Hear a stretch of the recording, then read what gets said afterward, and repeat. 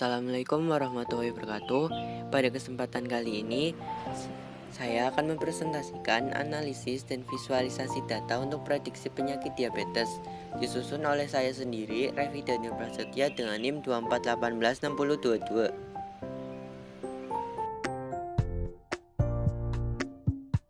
Diabetes adalah penyakit kronis yang terjadi ketika tubuh tidak dapat memproduksi cukup insulin atau tidak dapat menggunakan insulin secara efektif.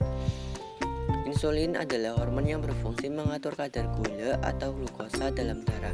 Jika insulin tidak bekerja dengan baik, kadar gula dalam darah menjadi tinggi atau hiperglikemia yang dalam jangka panjang dapat merusak organ pada tubuh. Data yang digunakan berasal dari platform Kaggle yang berisi 768 data pasien. Sebelum proses analisis, data telah dibersihkan dari nilai tidak valid dan outlier untuk memastikan hasil yang lebih akurat. Selanjutnya, proses visualisasi dilakukan menggunakan Power BI yang memungkinkan penyajian informasi secara interaktif, informatif, dan menarik untuk mendukung pengambilan keputusan yang lebih baik. Jumlah pasien diabetes versus non-diabetes. Berdasarkan visualisasi diagram batang tersebut, dapat disimpulkan bahwa mayoritas pasien dalam dataset ini adalah pasien non-diabetes, yaitu sebanyak 500 orang. Sementara itu, jumlah pasien yang menderita diabetes tercatat sebanyak 268 orang. Perbedaan jumlah antara kedua kategori ini cukup signifikan, dengan selisih sebanyak 232 pasien. Hal ini menunjukkan bahwa meskipun pasien non-diabetes lebih banyak, jumlah penderita diabetes juga tinggi sehingga perlu mendapatkan perhatian khusus, baik dalam pencegahan maupun penanganan. Pasien diabetes berdasarkan kategori usia. Berdasarkan diagram lingkaran tersebut dapat disimpulkan bahwa mayoritas pasien diabetes dalam dataset ini berasal dari kategori usia dewasa, yaitu sebanyak 259 pasien atau sekitar 96% dari total pasien diabetes. Sementara itu, hanya 9 pasien atau sekitar 3% yang berasal dari kategori lansia.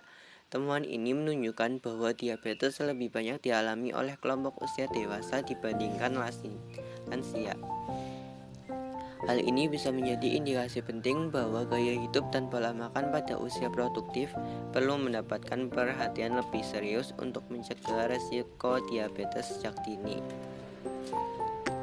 Berdasarkan grafik garis tersebut, dapat disimpulkan bahwa rata-rata kadar gula darah pasien diabetes cenderung mengalami fluktuasi di berbagai rentang usia.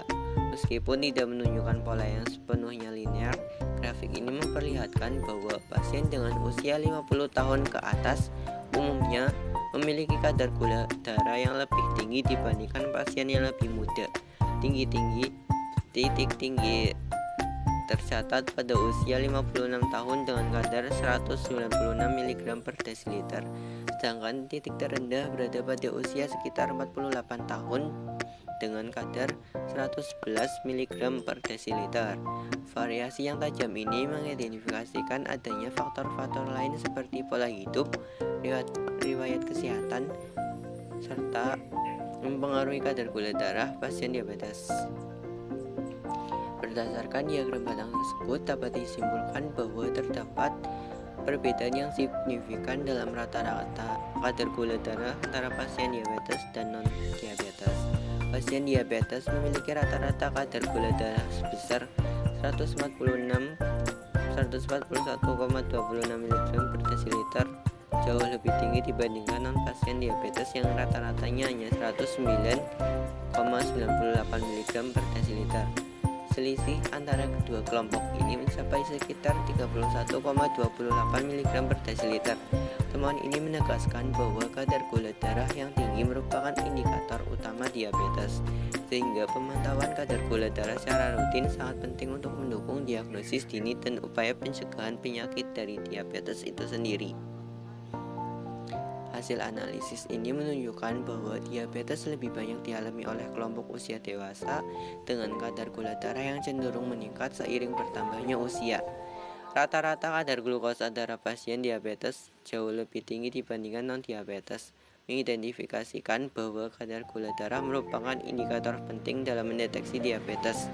Faktor-faktor yang mempengaruhi kondisi ini antara lain usia, pola makan tidak sehat, kurang aktivitas fisik, serta kurangnya kontrol rutin terhadap kesehatan. Oleh karena itu, penting dilakukan pencegahan sejak dini melalui gaya hidup sehat dan pemeriksaan gula darah secara berkala. Demikian yang dapat saya sampaikan.